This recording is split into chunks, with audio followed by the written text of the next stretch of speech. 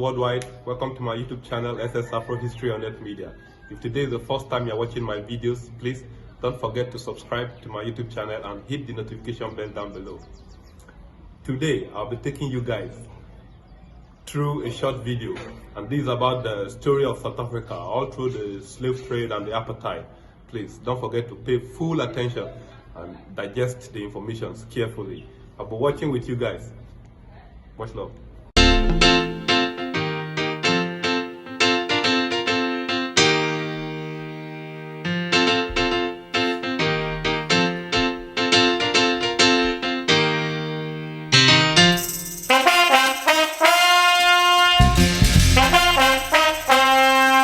Hello and welcome to our video summarising all you need to know about South Africa. We'll examine South Africa's history between 1948 and 1994, essentially the period that South Africa underwent the apartheid system, but also post-apartheid system, with the first post-apartheid president being Nelson Mandela. So let's get started. Now, 1948 was a very important year in South Africa because this was essentially the year where the introduction of apartheid really became far more prevalent. So in 1948, the National Party was elected to power in South Africa. It strengthened the racial segregation that began under Dutch and British colonial rule much earlier on. Taking Canada's Indian Act as a framework, the nationalist government, which was essentially all white, classified all peoples into three races and developed rights and limitations for each. The white minority, less than 20% of the South African population, controlled the vastly larger black majority, the African South Africans. The legally institutionalized segregational framework became known as apartheid. This meant that while whites enjoyed the highest standard living in all of Africa, comparable to first world Western nations, the black majority in South Africa remained disadvantaged by almost every standard, including income, education, housing, and life expectancy. Translated from the Afrikaans meaning apartness, apartheid was essentially the ideology supported by the National Party government and was introduced in South Africa in 1948. Apartheid called for the separate development of different racial groups in South Africa. On paper, it appeared to call for equal development and freedom of cultural expression, but the way it was implemented made this impossible. Apartheid made laws that forced the different racial groups to live separately and develop separately, and also this meant gross inequalities in this level of separation. It also tried to stop all intermarriage and social integration between racial groups. So during apartheid, to have a friendship with someone of a different race generally brought suspicion upon you, or even worse. More so than this, apartheid was a social system which severely disadvantaged the majority of the black population simply because that they did not share the same skin colour as their rulers who were white. Many were kept just above destitution because there were none white. A codified system of racial stratification began to take form in South Africa under the Dutch Empire in the late 18th century, and really this is where the roots of apartheid began. So although informal segregation was present much earlier due to social cleavages between Dutch colonists and a creolized ethnically diverse slave population, the rapid growth and industrialization of the British Cape Colony in the 19th century meant that racial policies and laws became increasingly rigid. Cape legislation that discriminated specifically against black South Africans began appearing shortly before 1900. Now, the first apartheid law was the Prohibition of Mixed Marriages Act in 1949, followed closely by the Immorality Amendment Act of 1950, which made it illegal for most South African citizens to marry or pursue sexual relationships across racial lines.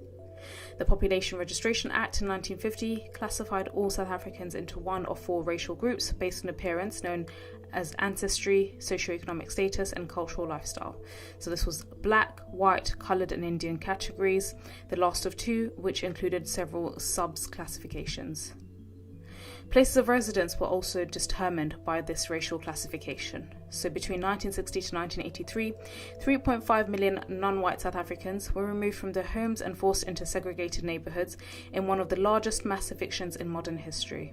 Most of these targeted removals were intended to restrict the black population for 10 designated tribal homelands known as Bantustans, 4 of which became nominally independent states. The government announced that relocated persons would locate the South African, or rather would lose their South African citizenship as they were absorbed into the Bantustans. Organised resistance to Afrikaner nationalism was not confined exclusively to activists of the oppressed dark-skinned population. So, of course, this very harsh apartheid system did draw huge resistance across the board. So a movement known as the Torch Commando was formed in the 1950s, led by white war veterans who had fought fascism in Europe and North Africa during World War II, only to find fascism on the rise in South Africa when they returned home. With 250,000 paid-up members at the height of its existence, it was the largest white protest movement in the country's history. By 1952, however, the brief flame of mass-based white radicalism was extinguished when the Torch Commando disbanded due to the government legislation under the Suppression of Communism Act of 1950. Some members of the Torch Commando subsequently became leading figures in the armed wing of the banned African National Congress known as the ANC. Now, to go into a little bit of depth about the ANC. So from the 1940s to the 1960s, anti-apartheid resistance within the country took form mainly of passive resistance, influenced in part by the pacifist ideology of Mahatma Gandhi in India.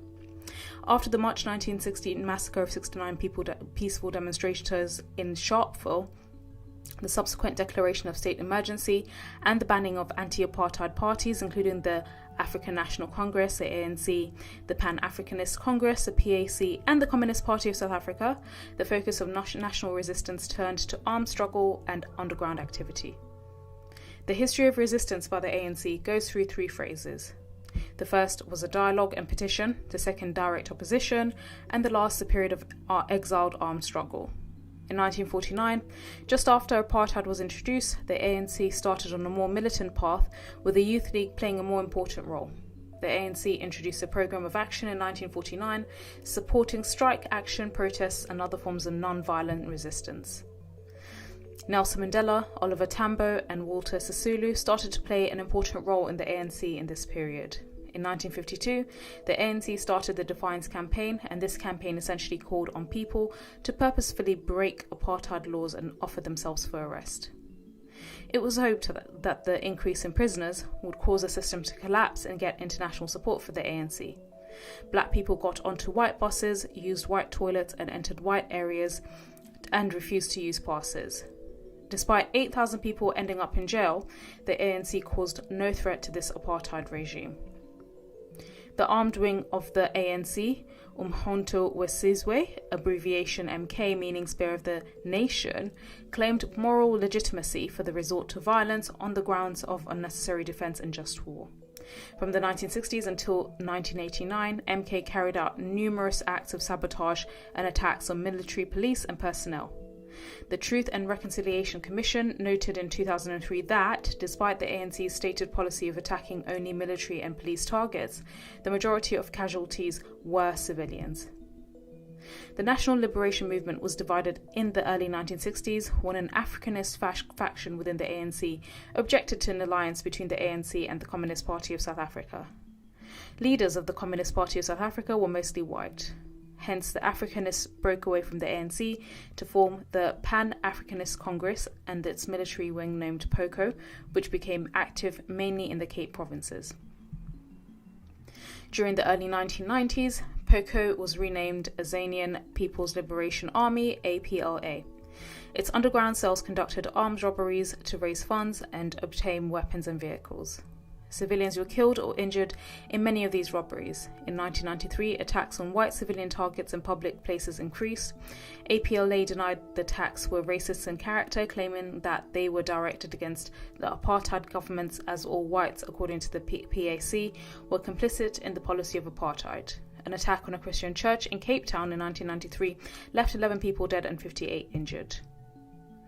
Now, of course, the most famous figure to emerge from apartheid, but equally the anti-apartheid resistance movement, was Nelson Mandela, who was the first post-apartheid president. So, on 5th August 1962, police captured Mandela along with fellow activist Cecil Williams near Howick in South Africa. Many MK members suspected that the authorities had been tipped off with regards to Mandela's whereabouts, although Mandela himself gave these ideas little credence.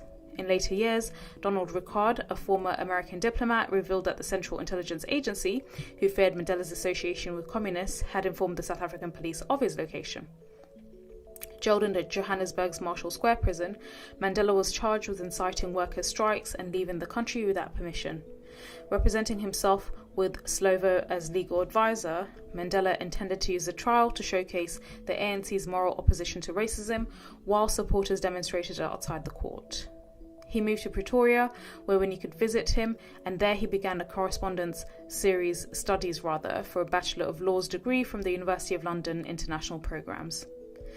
His hearing, however, began in October, but he disrupted the proceedings by wearing a traditional kaross, refusing to call any witness. Thank you for watching till the end. If you think the video you just watched is beneficial for the public, hit the notification bell and like the videos. And if there's anything you think we should correct or adjust on the videos, don't forget to put them on the comments down below.